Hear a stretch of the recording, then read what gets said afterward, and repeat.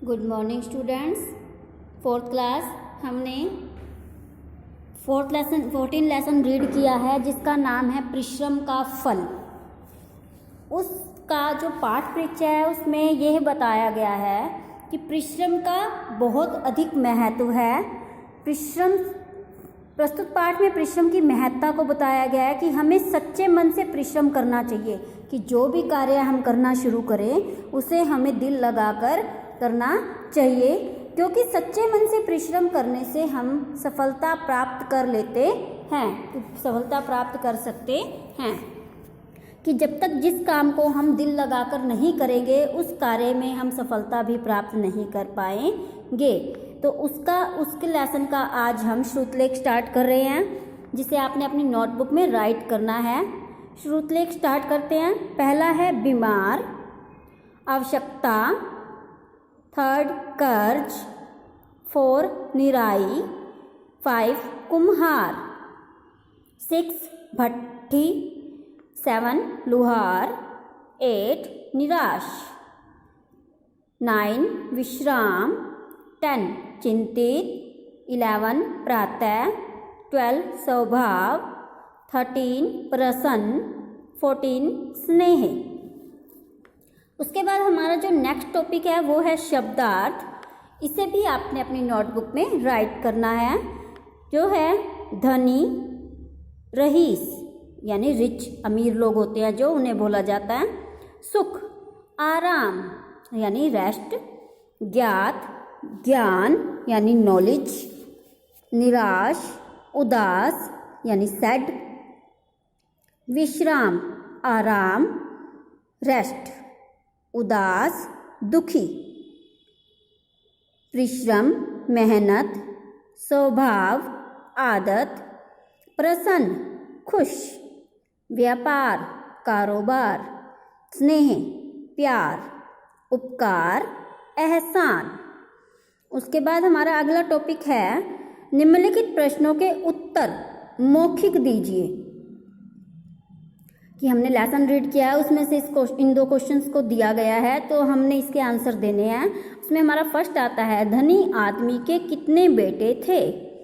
कि हमने lesson read किया तो हमें पता है कि धनी आदमी के 2 बेटे थे। उसके बाद हमारा सेकंड क्वेश्चन है पिता की मृत्यु के बाद दोनों भाइयों ने क्या सोचा। पिता की मृत्यु के बाद दोनों भाइयों ने सोचा कि उनके पिता बहुत धनी थे। कि दोनों बेटों ने अपने पिता की मृत्यु के बाद यह सोचा कि उनके जो पिता थे वो बहुत अधिक धनी व्यक्ति थे। उसके बाद हमारी अगली एक्सरसाइज है सही उत्तर पर सही का चिन्ह लगाइए। पिता ने बहुत डैश ले रखा था, पैसा, जेवर, कर्ज। तो तीनों में से इसका आंसर आएगा कर्ज, कि उनके पिता ने बहुत अधिक कर्ज ले रखा था। दोनों भाई काम की तलाश में पहुँचे शहर, कस्बा, गांव। तो इसका जो सही उत्तर आएगा वो आएगा गांव। तो गांव में हम टिक करेंगे।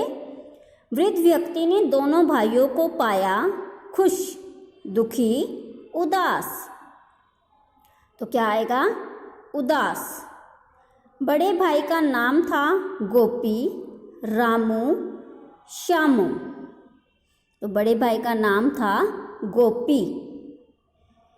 उसके बाद हमारा नेक्स्ट टॉपिक आता है रिक्त स्थान भरिए, यानी खाली स्थान की पूर्ति कीजिए। कि खाली स्थान इसमें जो दिए गए हैं उसे हमने फिल करना है। किसी गांव में एक डैश आदमी रहता था, धनी। क्या तुम खेतों की निराई कर सकते हो? यहाँ पर आना था क्या तुम खेतों की डैश कर सकते हो, तो आंसर फिल होएगा निराई। दोनों भाई डैश होकर आगे बढ़े, निराश यानी दुखी होकर। हमारे पिताजी डैश सिधार गए हैं, स्वर्ग। हमारे पिताजी स्वर्ग सिधार गए हैं। मैं तुम दोनों के डैश स्वभाव से बहुत डैश हूँ। मैं तुम दोनों के परिश्रमी यानी मेहनती स्वभाव से बहुत प्रसन्न हूँ यानी खुश हूँ। ये बात किसने कही थी? ये बात उस वृद्ध व्यक्ति ने कही थी जिन्होंने उन दोनों को काम दिया था और अपने खेत का सारा काम उन्हें सिखाया था।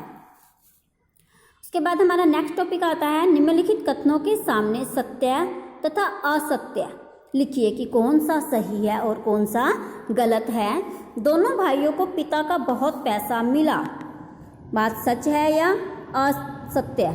यह बात असत्य है। दोनों भाइयों को पैसा अपने पिता का नहीं मिला क्योंकि उसके पिता ने बहुत अधिक कर्ज ले रखा था, जिसे चुकाते चुकाते वो सारा धन खत्म हो गया। कुम्हार ने दोनों भाइयों को काम दे दिया? नहीं, असत्य कि कुम्हार ने दोनों भाइयों को काम नहीं दिया। वृद्ध व्यक्ति भाइयों को अपने साथ ले गया? सत्य कि वही वृद्ध व्यक्ति था जिसने उन्हें काम सिखाया और अपने साथ काम पर लगाया। नेक्स्ट आता है हमारा दोनों भाइयों ने वृद्ध के साथ खूब मेहनत से काम किया? सत्य कि उन्होंने इतनी मेहनत से काम किया कि वृद्ध व्यक्ति उनसे बहुत ही खुश रहने लगा। वृद्ध व्यक्ति भी उनसे स्नेह करने लगा? सत्य कि वृद्ध व्यक्ति को उनके साथ काम करते करते उनके साथ इतना स्नेह हो गया कि वो उन्हें छोड़ना ही नहीं चाहता था, कि वो उनसे दूर हो। उसके बाद हमारा अगला टॉपिक आता है लिखित प्रश्न। कुम्हार ने दोनों भाइयों से क्या पूछा? इसमें हमारा आंसर आएगा कुम्हार ने दोनों भाइयों से पूछा कि क्या तुम्हें मिट्टी गूंथना या चाक चलाना आता है? कि जब वो कुम्हार के पास काम मांगने के लिए गए तो सबसे पहले कुम्हार ने उन दोनों भाई से यही पूछा कि क्या तुम्हें मिट्टी को गूंथना या चाक चलाना आता है, यानी कि चाक चलाकर उस पर बर्तन बनाना आता है। सेकंड क्वेश्चन आता है हमारा लड़कों का जवाब सुनकर लुहार ने क्या कहा? कि लड़कों की बात सुनकर लुहार ने कहा कि तो जाओ अपने रास्ते। कि जब लुहार ने उनसे पूछा काम के लिए तो उसने क्या कहा कि तुम जाओ अपने रास्ते। कि उसने उनसे ये पूछा कि क्या तुम्हें लोहा तपाना आता है, लोहे को पीट सकोगे? तो उन्होंने उस चीज़ के लिए मना कर दिया कि हमें ये काम नहीं आता।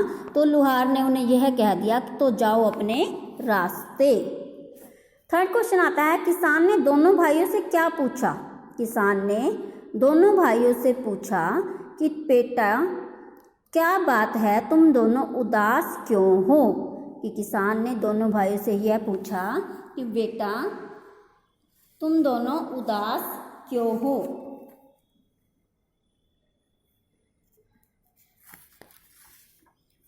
उसके बाद हमारा अगला क्वेश्चन आता है प्रातःकाल काम पर जाने से पहले वृद्ध ने दोनों भाइयों से क्या कहा?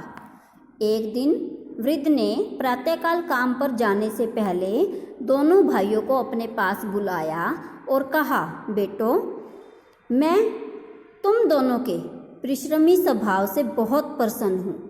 कि मैं तुम्हारे इस मेहनत से किए गए काम से बहुत प्रसन्न हूँ, बहुत खुश हूँ। तुम लोगों ने मन लगाकर सब काम सीखा है। तुमने मेरे खेतों में इतनी मेहनत की है कि उपज पहले से दुगनी हो गई है।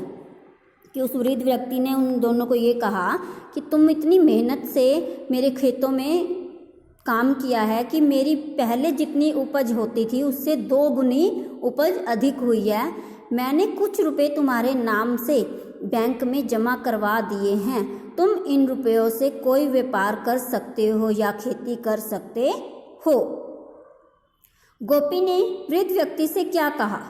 कि गोपी ने वृद्ध व्यक्ति से कहा कि आपने बुरे समय में हमारी सहायता की है। कि उन्होंने कहा कि हम जब इतने बुरे हालात में थे तो आपने हमारी बहुत सहायता की है।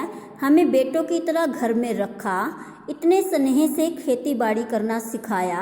आपका उपकार हम कभी भी नहीं भूल सकते। हम आपको छोड़कर कहीं नहीं जाएंगे।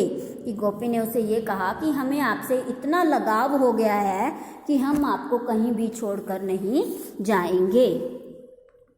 उसके बाद हमारी आती है भाषा की बात। व्याकरण से अर्थ के अनुसार उचित मिलान कीजिए।